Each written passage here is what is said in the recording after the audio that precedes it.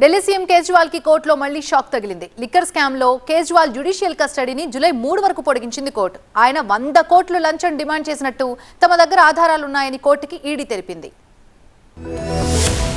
Delhi liquor scam లో CM Kejriwal కు కోర్టులో మళ్లీ నిరాశ ఎదురైంది. కేజ్రీవాల్ జ్యుడిషియల్ కస్టడీని రౌస్ ఎవెన్యూ కోర్టు జూలై 3 వరకు పొడిగించింది. జ్యుడిషియల్ కస్టడీ ముగియడంతో కేజ్రీవాల్ ను వీడియో కాన్ఫరెన్స్ తో కోర్టు ముందు హాజరుపరిచారు. మనీ లాండరింగ్ కేసులో మార్చి 21న కేజ్రీవాల్ ను ఈడీ అరెస్ట్ చేసింది. లోక్సభ ఎన్నికల ప్రచారం కోసం 21 రోజుల పాటు సుప్రీంకోర్టు ఆయనకు మధ్యంతర బెయిల్ ఇచ్చింది. బెయిల్ గడువు ముగియడంతో జూన్ 2వ తేదీన కేజ్రీవాల్ తీహార్ జైలు అధికారుల ముందు లొంగిపోయారు. కేజ్రీవాల్ జ్యుడిషియల్ కస్టడీపై కోర్టులో వాడివేడి వాదనలు జరిగాయి. కేజ్రీవాల్ 100 కోట్ల రూపాయల లంచం డిమాండ్ చేసినట్టు తమ దగ్గర ఆధారాలున్నాయని కోర్టుకు ఈడీ తరపు న్యాయవాది తెలిపారు. గోవా ఎన్నికల్లో ఉపయోగించేందుకు ఈ డబ్బులు డిమాండ్ చేశారని పేర్కొన్నారు. కావాలనే ఎన్నికల సమయంలో కేజ్రీవాల్ ను అరెస్ట్ చేశారని ఆరోపించారు.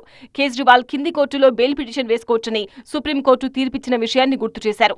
మధ్యంతర బెయిల్ ను పొడిగించాలన్న కేజ్రీవాల్ పిటిషన్ ను ట్రయల్ కోర్టు కొట్టేసింది. అయితే కేజ్రీవాల్ కు ఆరోగ్యానికి సంబంధించి అన్ని జాగ్రత్తలు తీసుకోవాలని కోర్టు జైలు అధికారులను ఆదేశించింది. లిక్కర్ స్కామ్ లో కేజ్రీవాల్ తో పాటు ఆప్ కీలక నేత మనీష్ సిసోడియా కూడా తీహార్ జైల్లో ఉన్నారు.